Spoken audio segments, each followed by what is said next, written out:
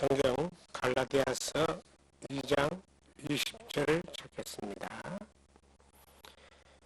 내가 그리스도와 함께 십자가에 못 박혔나니 그런즉 이제는 내가 사는 것이 아니요 오직 내 안에 그리스도께서 사시는 것이라. 이제 내가 육체 가운데 사는 것은 나를 사랑하사 나를 위하여 자기 자신을 버리신 하나님의 아들을 믿는 믿음 안에서 사는 것이라. 아멘. 내 안에 사시는 주님이라는 제목으로 갈라디아서 2장 20절의 말씀을 통해서 우리에게 주신 하나님의 은혜를 함께 나누기를 원합니다. 예수 그리스도 안에 있는 것과 밖에 있는 것은 이것은 천국과 지옥의 차이만큼 큰 겁니다. 2000년 전에 예수님이 이 세상에 오셨습니다. 유대 땅 베들레헴에 동정녀 마리아의 태를 빌려서 성령으로 잉태되셔서 이 땅에 오신 날이 12월 25일로 전 세계가 성탄절로 기념을 합니다. 역사를 보면 예수님이 오시기 이전을 빛이라 그래요. 비포 그리스도. 그리스도 오시기 이전이란 뜻입니다. 그리고 오시고 난 이유를 이제 AD, 그리스도 오신 이유라고 이렇게 표현합니다. 성경도 예수님 오시기 전에 기록된 성경을 구약이라 그래요. 예수님 오시고 난 그 시점부터 기록된 성경을 신약이라 그럽니다. 구약은 하나님이 죄인을 구원하기를 원하시는 약속의 그림자고, 신약은 그 약속을 이루기 위해서 이 땅에 오신 예수님이 하시고 이루신 일들에 대한 또한 새로운 약속입니다. 사람들이 이 세상에 태어나서 살다가 예수 그리스도를 만나지 못하면 인생 자체가 참 불행하고, 인생에 그 불행이 사생에서 끝나는 것이 아니라 영원한 심판과 지옥에 가게 됩니다. 인생을 살다가 예수 그리스도를 만나는 그 순간부터 시작해서 죄에서 벗어나서, 심판에서 벗어나서 하나님의 자녀된 삶을 살다가 영원한 천국을 가게 됩니다. 예수 그리스도 안에 있다라고 하는 것은 세상을 다 얻은 것과 같은 그러한 엄청난 복을 받은 것이고, 예수 그리스도 밖에 있다라고 하는 것은 이 세상 어떤 것을 가져도 가장 불행한 결말을 맞이하게 됩니다. 인생에 있어서 여러 가지 질문들은 사람들을 던집니다. 야, 인생에 사람이 어디서 왔냐? 왜 사냐? 어디로 가냐? 죽음이 끝이냐? 죽음의 세계가 있느냐? 이런 수많은 질문들을 이렇게 던지게 되는데, 이 수많은 질문 가운데 예수 그리스도 안에 있지 않으면 어떤 해답도 찾지 못합니다. 그들이 찾았다라고 하는 것은 마치 썩은 똥아줄과 같이 잠깐은 멋있어 보여도 시간이 지나면은 그것이 평안을 주지도 해답을 주지도 또한 영원한 세계에 대한 그 어떤 길도 제시해 주지 못합니다. 그래서 예수 그리스도를 만나는 그 순간부터 인생이 시작되는 거예요. 사람들은 인생은 60부터다, 70부터다 그러는데, 인생은 예수 그리스도부터 출발합니다. 그래서 예수 그리스도부터 출발하는 그 인생이 성경은 고린도서 5장 17절에 새로운 피조물이라 그래요. 그리스도 안에 있으면 새로운 피조물이라. 이전 것은 지나갔으니 보라 새 것이 되었다.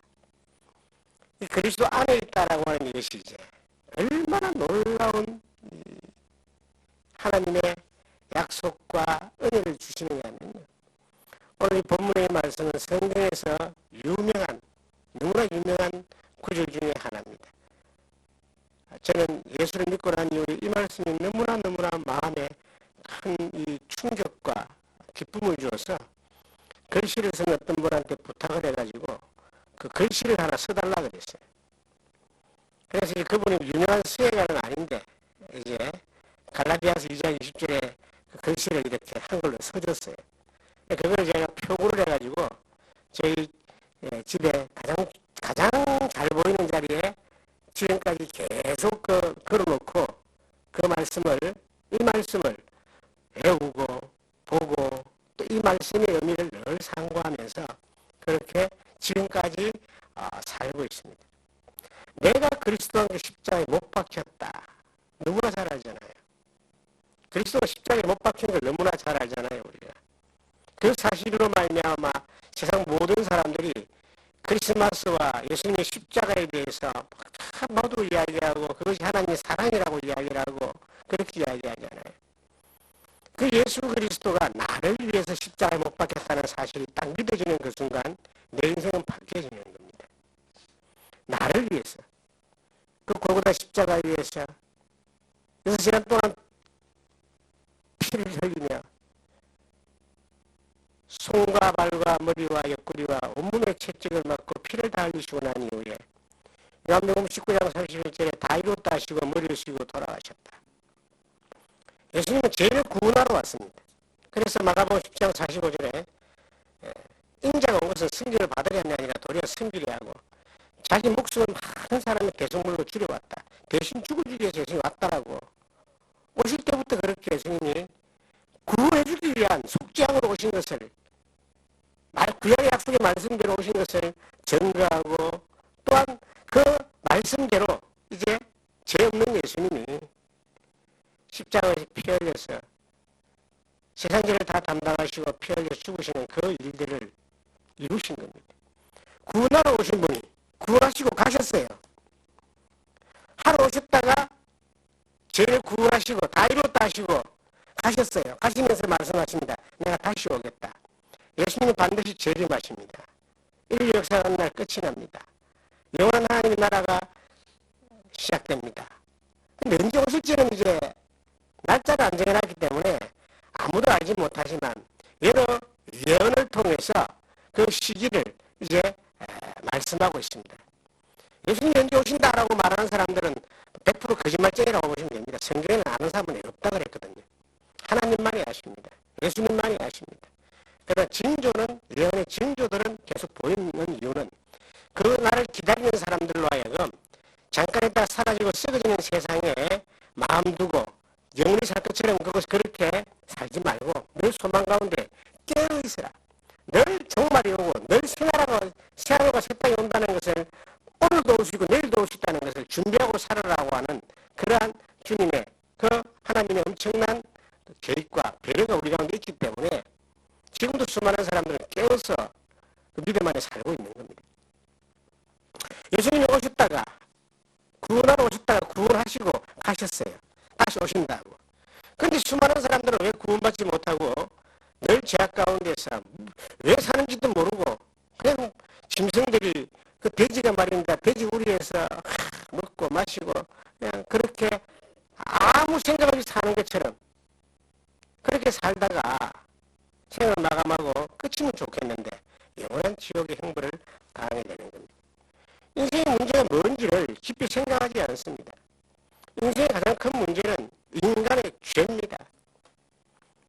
하나님이 흙으로 사람을 지으시고 그 코에 생기를 불어넣어서 사람이 생명이 되었다. 창세기 2장 7절에 나오는 말씀입니다. 하나님 형상으로 지음받은 그 사람들이 그 사탄의 꾀임으로 말미암아 선악을 알게 하는 나무의 실과를 먹음으로 인하여 하나님과의 단절이 되어지고 그 죄성이 그 죄시가 아담이 태어난 모든 사람들에게 그대로 유전되어져서 인간은 태어날 때부터 죄인으로 태어나는 겁니다. 그리고 인간으로 태어난 모든 사람 중에 죄 없는 사람은 하나도 없습니다. 로마서 3장 10절에 의인은 없나니 하나도 없다. 의인은 한 명도 없다. 의인이 한 명도 없다는 말은 인간이 자기 힘으로 천국 갈 수 있는 사람, 죄를 해결할 수 있는 사람이 한 명도 없는 거예요. 조금 더 나쁜 놈, 좀 덜 나쁜 사람, 좀 착하게 보이는 사람, 도덕적인 사람, 종교적인 사람은 보일지 몰라도 하나님의 기준에서 천국 갈 수 있는 의인은 한 명도 없다. 율법을 지켜서도 안 되고 착하게 살아서도 안 되고 돈 갖다 바쳐도 안 되고 기도만 해도 안 되는 겁니다. 한 명도 없는 이 의인, 완벽한 죄인들을 하나님이 구원하기를 주시는 거예요. 왜? 하나님의 사랑의 대상으로 인간을 창조하셨고 하나님의 인간을 영원한 하나님의 나라를 상속하기 위해서 인간을 창조했는데 죄라는 이유 때문에 못 들어가는 것을 가장 안타까워하는 분이 하나님이셨습니다. 하나님의 그 사랑이 인간을 구원하기 위해서 구약시대에는 양과 염소와 송아지가 비둘기를 잡아서 죄를 사하는 피 흘림으로 죄를 갚는 것들을 계속 보여줍니다. 그리고 이제 그 약속들을 이루기 위해서 친히 인간의 몸을 입고 하나님이 이 세상에 오신 분이 예수 그리스도입니다. 그분이 오신 날이 정확하게 며칠이다 다들 지금 많죠. 동방정교회는 1월 6일이다 이렇게 이야기하면서 또 그날을 크리스마스로 그렇게 또 기념하고 어떤 데는 4월달이다 3월달 별 이야기 많지만은 언제 오신 날짜가 중요한 것이 아니라 오신 사실이 중요한 겁니다. 유대당 베들레헴에 그분이 오신 이유가 뭐냐? 마태복음 1장 21절에 그렇게 기록하고 있어요. 아들을 낳으니 이름을 예수라라. 이는 그가 자기 백성을 저희 중에서 구원할 자다. 구원해 주기 위해서 이 땅에 오신 그 예수님이 십자가 위에서 세상의 죄를 담당하시고 십자가에 피 흘리셨단 말이에요. 왜 흘리셨는가? 인간의 이 죄의 문제를 고칠 수 있는 분은 인간을 만드신 하나님밖에 없습니다. 오늘 아침에 이 히타를 트니까 히타가 지금 고장이 났어요. 그러면 저걸 우리가 고치려고 해가지고 잘 안 고쳐집니다. 그럼 어떻게 하면 되느냐? 저 히타를 만든 회사의 서비스 센터에 전화를 해서 문의를 해서 고쳐달라 그러면은 이 만든 회사 사람들은요 딱 와서 그냥 바로 고쳐버립니다. 왜? 그 회사를 그 물건을 만들었기 때문에. 컴퓨터가 고장나면 서비스 센터 갖다 주면 다 고치잖아요. 우리 인간이 고장나면 어디 가야 되는가? 하나님께 가면 되는 거예요. 이 성경이 뭐냐면은 고장난 인간을 고치기 위한 하나님의 처방책입니다. 그런데 이 처방책의 핵심이 뭐냐? 딱 한 방으로 고쳐버리는 그런 만능 열쇠가 뭐냐? 바로 예수 그리스도입니다. 예수 그리스도가 이 땅에 오시지 않으면은 죄를 해결할 수 없어요. 그래서 천하 인간에게 구원 얻을 만한 다른 이름을 주신 일이 없다. 예수 외에는 죄 문제를 해결할 수 있는 그 길이 없습니다. 그 예수님이 주 예수를 믿어라. 그러면 너와 네 집이 구원 얻으리라. 예수를 믿어라. 예수 그리스도가 뭔가 하신 일을 발견만 하면 믿기만 하면 하나님이 고쳐주신 사실을 받아들이기만 하면은 해결된다는 거예요. 죄인을 구원하러 오셨다가 구원하시고 가셨는데 왜 수많은 사람들이 구원 못 받고 죄 가운데 살다가 멸망으로 가면서 그렇게 가고 있느냐? 그 고쳐주시는 분 앞에 나오지 못했기 때문이에요. 고쳐주시는 분은 고칠 준비를 다 하고 있어요. 나오지를 못했기 때문에, 나오지가 않기 때문에, 그러니까 전부 다 고쳐놨는데도 멸망으로 가는 거예요. 죄 가운데서. 이 세상의 가장 큰 죄는 인간, 아담이 가지고 있는 인간의 죄의 그 신, 그 죄인에 대한 신분이 아니라 그 죄를 고쳐놓은 만큼 피 흘려 죽어주기까지 정말 거룩한 하나 천국을 떠나서 이 땅에 오셔서 죄를 담당하시고 피를 죽어주기까지 사랑하신 예수 그리스도의 그 놀라운 사랑을 거절하고 믿지 않고 외면하는 그 죄가 가장 큰 죄입니다. 지옥 가는 죄는요 안 믿는 죄입니다. 죄에 대한 저희가 나를 믿지 아니하며 성경에 그렇게 예수님이 말씀하셨습니다. 이 성경에 내가 그리스도와 함께 십자가에 못 박겠다는 의미가 외우기 참 좋고 감미로운 말씀이잖아요. 저는 40년 전에 이 말씀이 너무너무 마음에 감동을 받아가지고 이 말씀을 글로 부탁을 해서 표구를 해가지고 붙여놓은 사람입니다. 지금도 제 집 가장 중요한 자리에 그 말씀이 딱 붙어가 있습니다. 그런데 여기에 놀라운 하나님의 약속이 있습니다. 놀라운 하나님의 은혜가 있습니다. 죄인을 고쳐주기를 원하시는 그 하나님이 죄인을 고쳐줘서 구원한 자리가 십자가라고 십자가 피 흘림이라는 그 사실에 대하여 우리가 믿음으로 고백하지만 거기서 어떤 하나님의 은혜가 숨겨져 있느냐. 우리는 예수 그리스도가 십자가에 못 박힌 사실을 통해서 내가 제사함 받는다는 것은 구원 받는다는 말은 예수님의 등 뒤에 하나님이 세상의 죄를 다 옮겨놨어요. 다. 세제도 다 옮겨놨어요. 세상 끝까지. 그래서 요한복음 1장 29절에 보라 세상죄를 지고 가는 하나님의 어린 양이다. 제가 예수를 믿게 된 그 말씀의 구절이 요한복음 1장 29절이에요. 예수님이 내 죄를 가져갔다는 사실에 대해서 그게 믿음으로 딱 받아들여지니까 그 피 흘림의 은혜가 내 죄를 위했다는 사실, 나를 위했다는 사실이 믿어지니까 나는 죄에서 해방된 경험을 했습니다. 하나님이 죄인은 나를 구원하기 위해서 예수님에게 세상 죄를 뒤집으셨다. 자, 성경 디모데전서 1장을 찾겠습니다. 디모데전서 1장을 찾아보시면 15절입니다.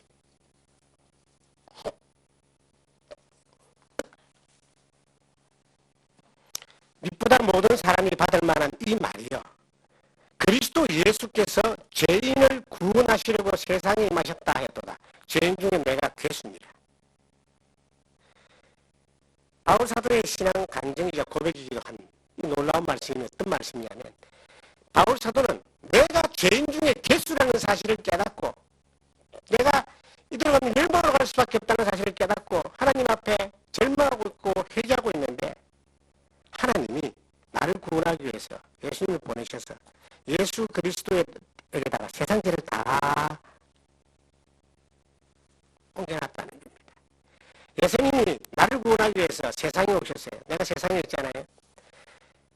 나를 구원하기 위해서 세상의 죄를 예수님이 다 옮겼어요. 나를 구원하기 위해서 예수님이 십자가에 피 흘려서 피가 흘리면 죄가 안 사해지니까 피를 흘려서 죄를 다 갚아놨어요.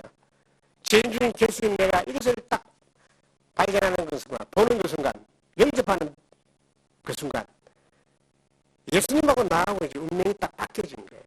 이 갈라디아서 2장 20절의 말씀은요. 예수님이 이 세상의 죄를 담당할 때 나의 죄가 예수님께 옮겨진 겁니다. 예수님이 십자가에 피 흘릴 때 내가 죽어야 될 그 자리에 예수님이 죽었기 때문에 내 죄 때문에 예수님이 피 흘려서 죽었습니다.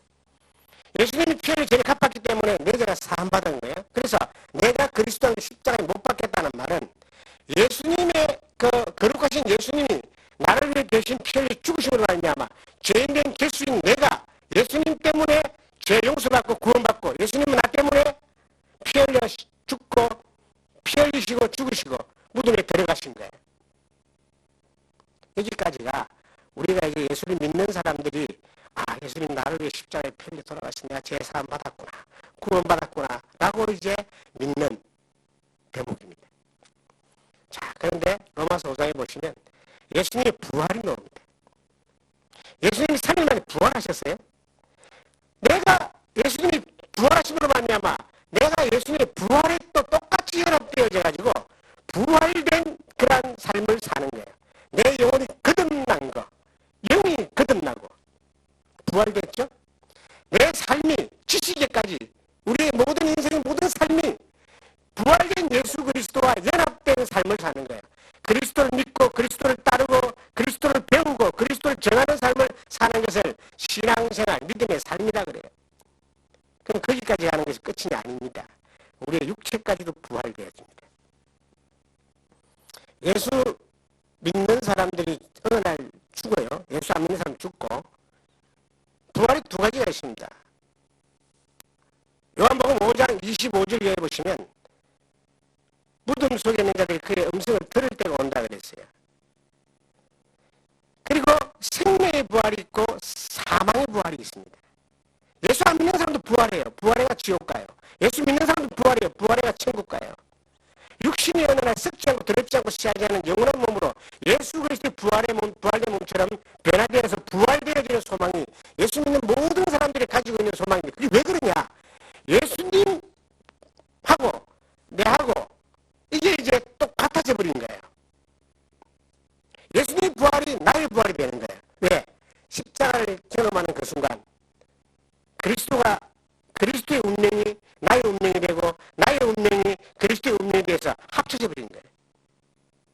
그래서 내가 그리스도 안에 십자가에 못 박혔나니라고 하는 것은 단지 예수님이 나를 위해 십자가에 피 흘려서 내 죄를 갚아주시고 구원하시고 그 죄사함을 해주신 것으로 끝나는 것이 아니라 그것은 뭐냐?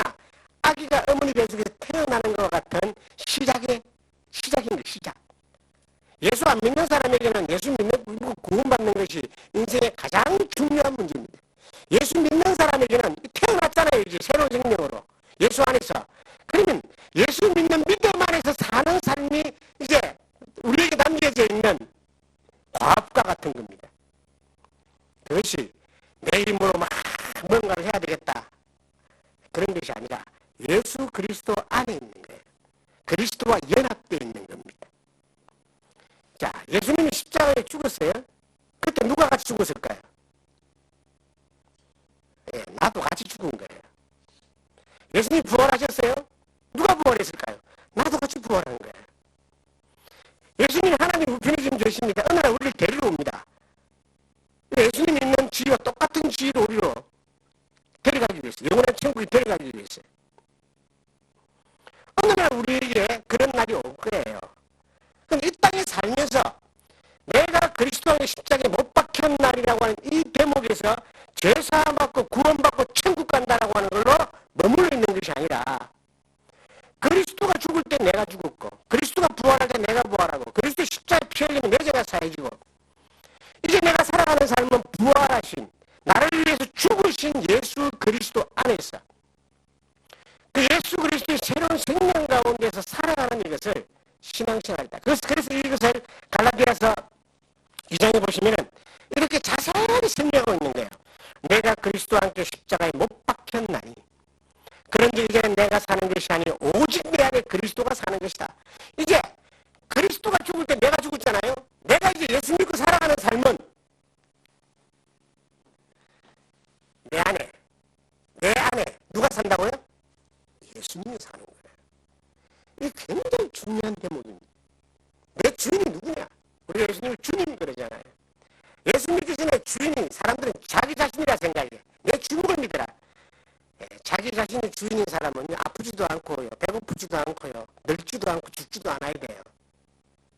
지가 주인이면 그렇게 안 하겠어요? 지 마음대로 되는 게 뭐가 있어요? 자기가 주인이다라고 하는 거는 금방 뜨는 교만인 거예요. 힘 떨어지고 돈 떨어지고요. 아파 보세요. 그 말이 나오는가? 아이고 제발 누구라도 살려주세요 라고 빌빌거리죠. 그런데 인간의 주인은 마귀입니다. 너희는 너희 아비 마귀에서 났으니 예수 믿지 않은 모든 사람은요 어두움의 권세 가운데 있는 사람들이에요. 사탄의 권세 가운데 있어요. 마귀의 권세 가운데 있어요. 마귀가 그래서 악하게 만들고 죄짓게 만들고 아프게 만들고 병들게 만들고 절망하게 만들고 지옥 가게 만드는 거예요. 마귀가 가는 거 지옥에 데리고 가는 거잖아요. 근데 예수를 믿었다라고 하는 것은요 그 사탄의 모든 권세를 예수님이 파하시고 죄의 모든 요구를 다 해결하시고 우리를 값을 주고 우리를 사탄의 손에서 건져가지고 사탄의 노예에서 건져가지고 하나님의 자녀로 딱 만들어준 거예요. 그래서 마귀가 주인인 사람하고 예수님이 주인인 사람하고 그 차이가 하늘과 땅 차이죠. 골로새서 1장을 찾아보시면 이런 말씀이 나와요. 골로새서 1장입니다.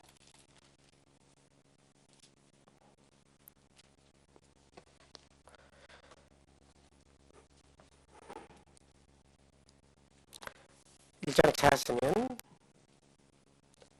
20절을 제가 한번 읽겠습니다.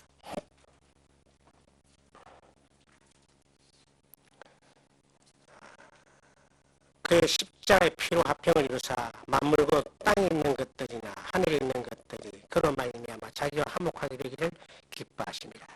십자가와 더불어서 하나님과 화평하고 그 화평한 삶 가운데 죄 사함 받고 살아가는 그 삶의 의미가 뭐냐? 한 장을 넘기시면 2장 15절입니다. 그 십자가의 놀라운 은혜가 뭐냐? 2장 15절 통치자들과 권세들을 무력화하여 드러내어 구원거리로 삼으시고 십자가로 그들을 이기셨느니라. 십자가로 이겼다 그랬죠. 누구를? 통치자들과 권세들. 이 통치자란 말은 인간을 지배하는 악의 통치자. 바로 마귀를 이야기합니다. 사탄의 권세를 이야기합니다.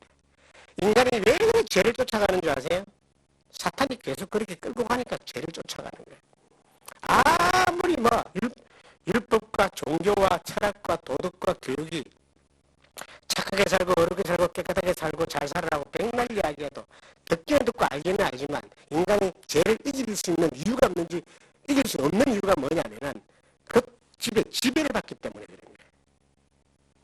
근데 십자가로 예수님이 우리를 승리하셔가지고 하나님하고 우리가 화목된 자리로 딱 올라가는 그 순간 우리의 운명은 어떻게 되느냐면요.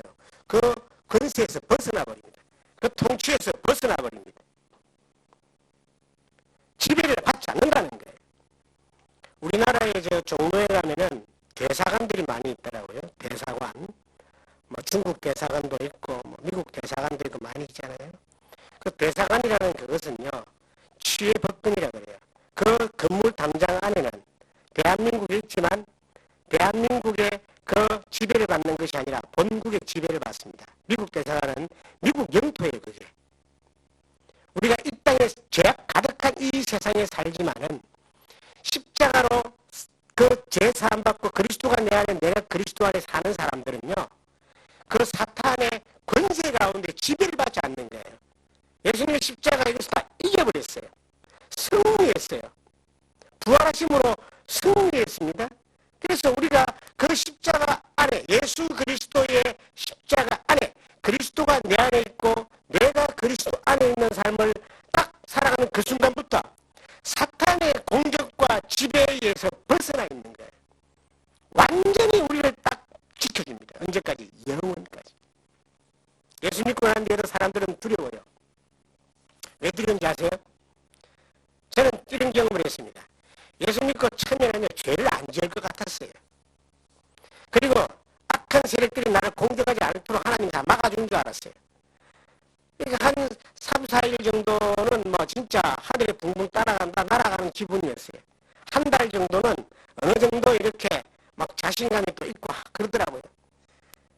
그래서 다른 예수 믿는 사람들은 다 천사같이 보이더라. 내만 조금 덜 떨어진 것 같고. 그런데 이제 2달이 지나고 3달이 지나니까 내 안에 여전히 죄성은 그대로 있는 거예요. 죄성이 사라진 것이 아니라 죄가 사해진 거예요. 용서받은 거예요. 죄를 안 짓는 존재가 된 것이 아니라 죄에 대해서 심판을 면한 죄 용서받은 하나님의 그 통치 아래 들어온 사람이 된 거예요.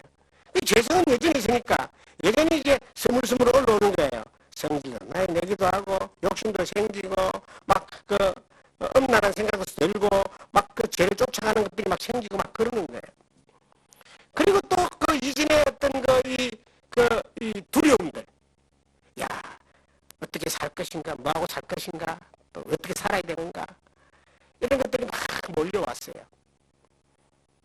근데 그게 이유가 뭔가 하고 가만히 보니까 내가 내 안에 있는 예수 그리스도의 그 큰 놀라운 능력에서 그것을 깊이 생각하지 않고 그 믿음으로 가지 않기 때문에 이것들이 막 들어오는 거예요. 들어올 때 거기에 막 빠져가, 아이고 나는 어쩔 수 없는 놈이야. 아이 나는 해보니까 안 되는구나. 그래갖고 주저앉아버리는 사람들이 있어요.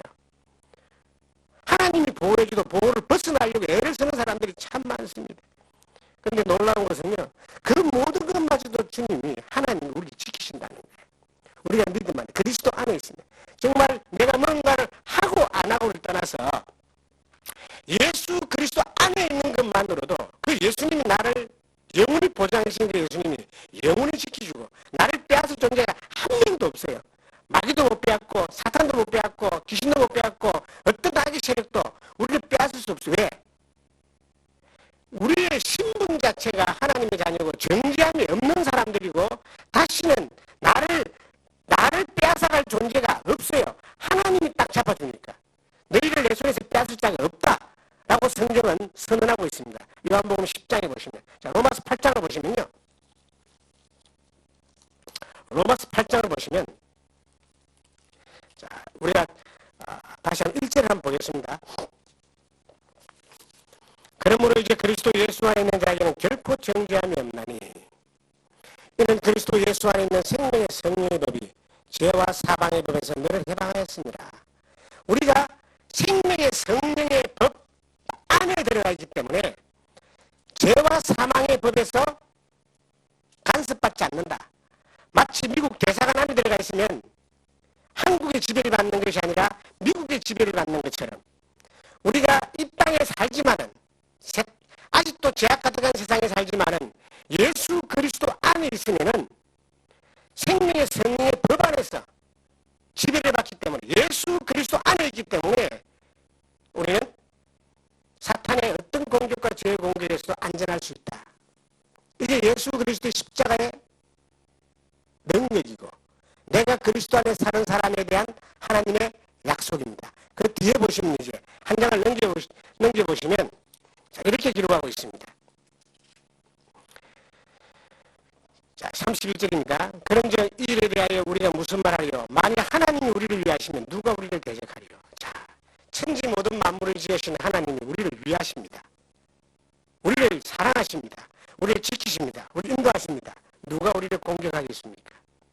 공격이 하겠지만 하나님이 다 지켜주십니다.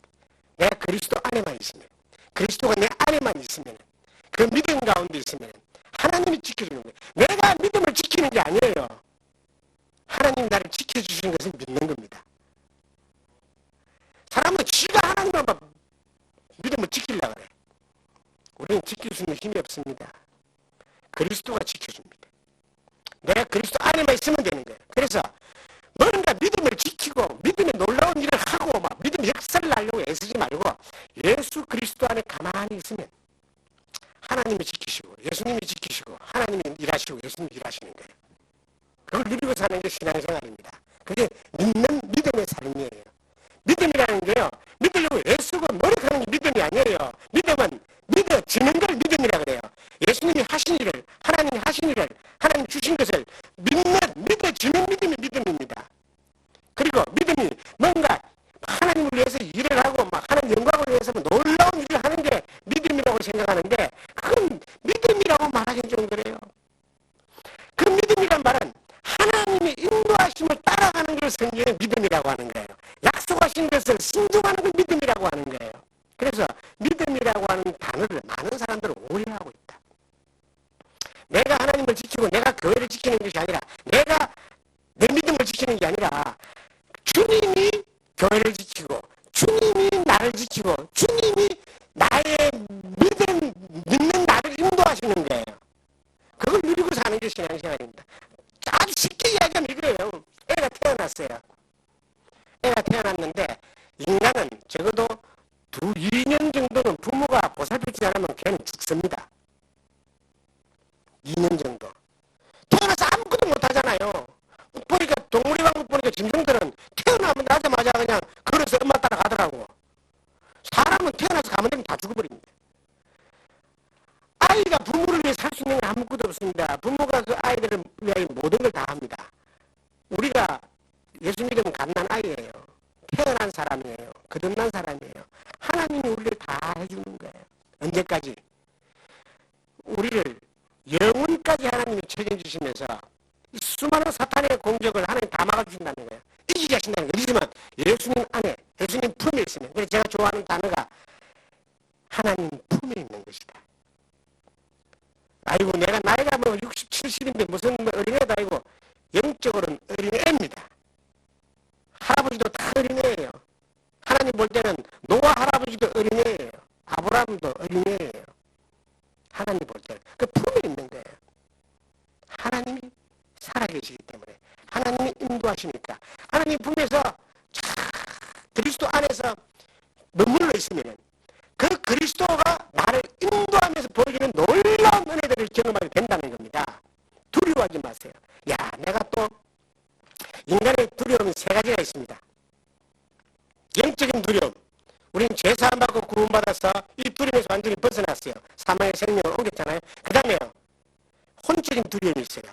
혼이란 말은 우리가 이제 감정을 가지고 지식을 가지고 마음을 가지고 하는 모든 어떤 그러한 행위를 혼적인 것이 해야 됩니다.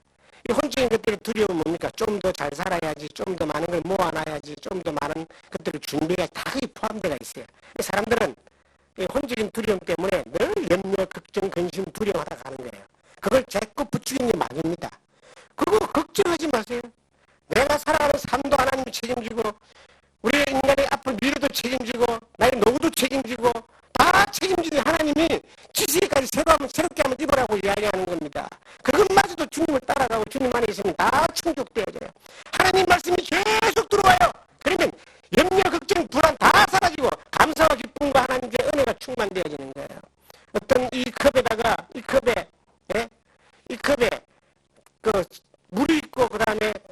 시커먼 불순물이 들어있다고 봅시다. 이 컵을 갈아놓고 어떻게 하면 불순물을 끄집어낼 수 있겠습니까? 갖다 엎어 부어버리고 샘물 부으면 되잖아요. 시스가 샘물 부으면 샘물. 내 안의 마음이라고 하는 이곳에, 내 이 혼이라고 하는 이곳에 뭘 자꾸 집어내야 되는가? 계속 하나님 말씀을 집어넣어. 그러면 이 삶이 주님 안에서 거룩해지는 겁니다. 거룩. 구원받은 사람은 의인이라 그래요. 망할 죄인이 예수 믿고 천국 가는 의인 됐어요. 천국 의인만 가거든요. 죄사 받은 사람만 가거든요. 계속 하나님 말씀을 집어넣는 거예요. 그리스도 안에 있으면 주님이 계속 공급해 주셔. 예배 가운데 공급하시고 기도 가운데 공급하시고 말씀 가운데 공급하시고 계속 공급해 주시는데 이걸 계속 먹으면 나중에 어떤 사람들이 있는지 아세요? 그리스도를 많이 닮은 사람이 되는 거예요. 엄마 아버지 품에서요 태어난 사람들은 다 엄마 아버지를 닮게 되어 있습니다. 모습도 닮지만 성품도 닮아요.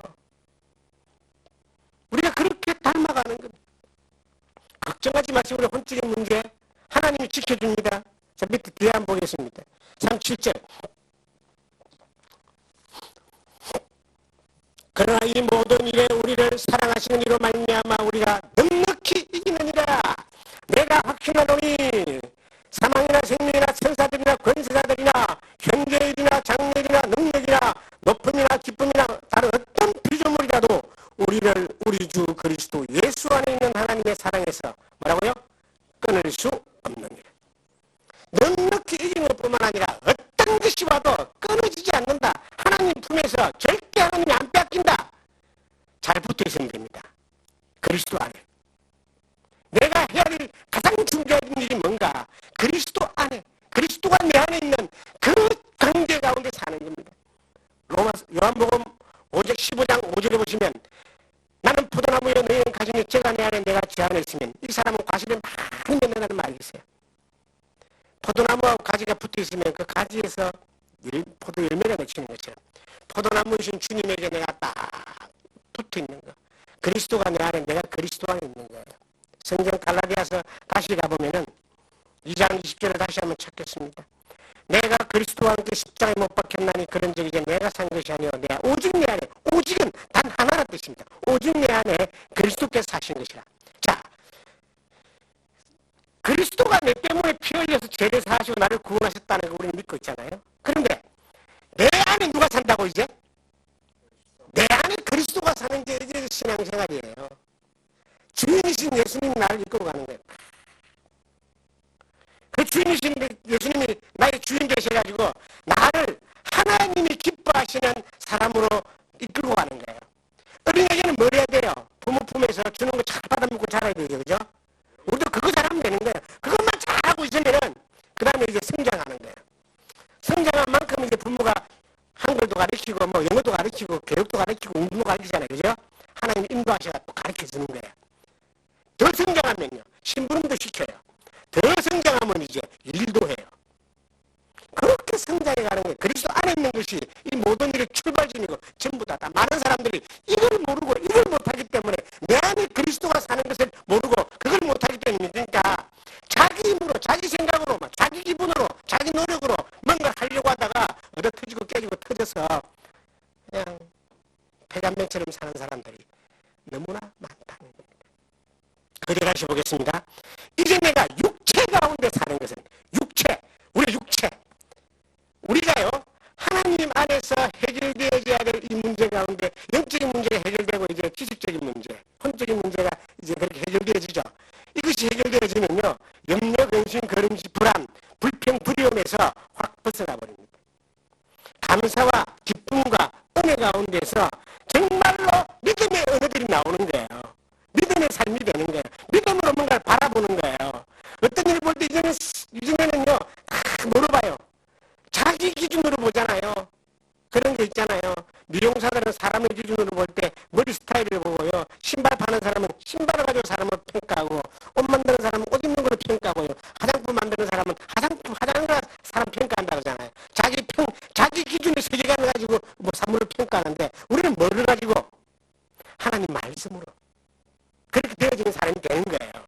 세계관이 바뀌는 거예요. 그런데 육체라는 말이 나와. 육체. 우리의 육체. 야, 이거 정말 우리 육체, 저도 육신 가운데 오랜 지병도 있습니다. 그런데 그게 매여있지 않습니다.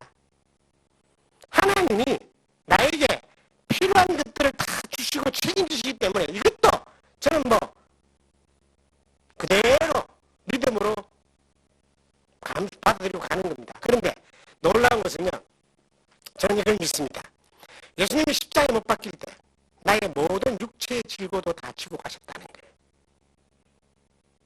우리 육체는 어느 날 부활되어짐으로 완전한 육체가 됩니다. 그 부활의 소망이 있는데 이 땅에 살면서 우리의 모든 질고와 질병마저도 주님이 십자가 위에서 피 흘리실 때 다 지고 가신 거예요.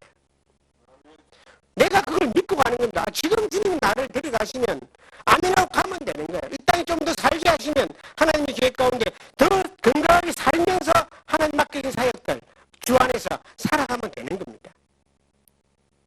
그가 찔리면 나의 허물이 나며 그가 상하면 우리의 그 죄악을 인합니다. 그가 징계를 받음으로 내가 나음을 입었고 그 이사야서 53장 5절에 나오는 말씀처럼 예수님의 십자가의 모든 질고와 고통 가운데 우리의 영혼, 육체의 예약함마저도 다 지고 가셨다. 그러면 우리가 그 예수 그리스도를 믿는 믿음으로 나아가면요, 육체의 연약함에 매여있지 않습니다. 그리고 육체의 연약함에서 벗어나서 영이 치유되고 혼이 치유되고 육체가 치유되는 것이 완전한 하나님의 은혜 가운데서 우리가 믿음으로 나아갈 때 그리스도 안에 있을 때 하나님 그래서 해결하신다는 거예요. 이걸 믿는 겁니다. 그리고 좀 아프면 아프다고 절망하고 실망하고 주저앉는 것이 아니라 이것마저도 주님 이기게 할 줄 믿습니다 라고 기쁨으로 감사함으로 나아가는 거예요. 그러면요 놀라운 하나님 정말 치료하셔요. 그리고 우리 연약함 있잖아요. 연약함마저도 하나님이 은혜를 주십니다. 이것들을 우리가 믿음으로 그리스도 안에 있을 때 나아가는 겁니다. 성경 갈라디아서 다시 돌아가 보면요, 이제 내가 육체 가운데 사는 것은 나를 살아가서 나를 위하여 자기 자신을 버리신 하나님의 아들을 믿는 뭐로 산다? 믿음으로 산다. 하나님의 아들을 믿는 믿음으로 산다. 육체 가운데 내가 살 때에 뭐로 살아라? 믿음으로. 영원한 영적인 문제 해결되고 우리의 영적인 문제 해결되고 가죠 평생. 그런데 우리 육체의 문제도 하나님이 해결하신 줄 믿고 나아가는 거예요. 그러면 우리 뭐만 하면 돼요? 어린애기가 어머니 품속에서 보면요, 제가 제 아들 키울 때는 잘 몰랐는데 손녀가 크는 걸 보니까 얼마나 이쁜지 몰라요. 똥을 사도 이쁘고 그냥 지질이 땡깡을 지기도 이쁘고. 응? 어저께 우리 아들 며느리 그게 하나 왔어요. 이제 요즘 카톡으로 영상을 보내잖아요. 애가 저엄마 아버지 삐져가지고 삐져 있는 걸 찍어서 보낸 거예요.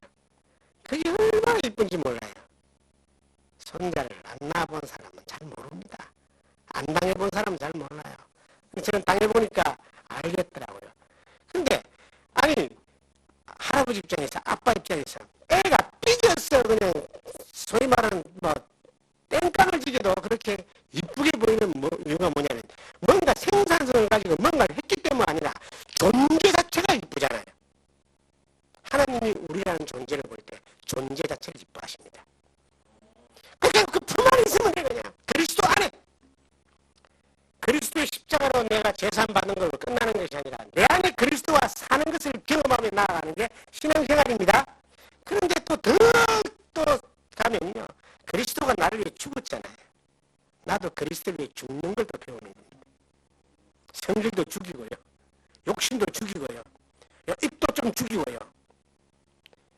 그 죽어있는 모습들을 또 경험하면서 부활의 놀라운 능력들을 경험해가는 거예요.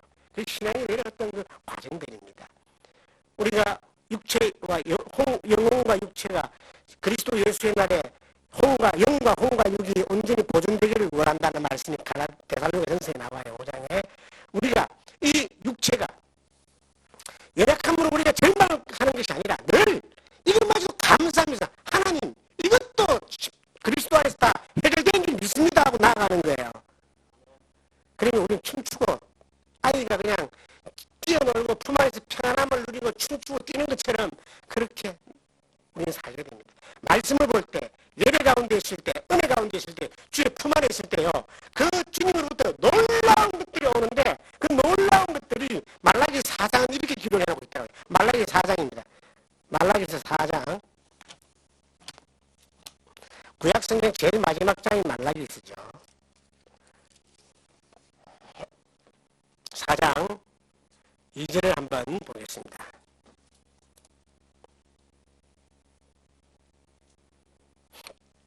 내 이름을 경외하는 너희에게는 공의로운 해가 떠올라서 치료하는 광선을 비추리니 너희가 나가서 외양간에서 나온 송아지같이 뛰리라. 아이가 그냥 어떤 일을 해도 뛰놀아도 뭘 해도 부모가 기뻐하는 것처럼 부모의 품에 있으면 아이가 항상 그 평안함을 누리는 것처럼 우리가 이 평안을 누리고 감사할 수 있는 이유가 뭔가? 치료의 광선이 나옵니다. 예배 가운데 있을 때, 기도 가운데 있을 때, 하나님 은혜 가운데 있을 때, 주의 품 안에 있을 때, 그리스도 안에 있을 때 놀라운 것은요, 그 안에서 치료의 광선이 나온다니까요. 우리의 영혼을 해결하는 뿐만 아니라 우리의 이 지식과 혼적인 것도 이것부터 사실 해결돼야 되거든요. 격려가 감사, 불안이 즐거움, 그 고통이 평안, 괴로움이 치유로 이 되어진 치유의 광선이 계속 주님으로부터 그리스도 안에서 나와요. 그리고요, 육신마저도 하나님이 치료해 주십니다. 그래서요, 예수 믿고 이 안에 있으면 치료의 광선을 많이 받으면요, 하나님의 은혜가 품 안에서 받으면요, 사람 눈빛이 바뀌고 표정이 바뀝니다. 저도 눈빛이 굉장히 좀 그랬는데 주 안에 살다 보니까 바뀌더라고요. 표정도 바뀌더라고요. 말이 바뀌어요. 하나님의 은혜가 그 치료의 광선이 영과 홍과 이걸 온전케 하시는 주 안에서 여러분과 저에게 풍조가 있기를 주님의 이름으로 부탁드립니다.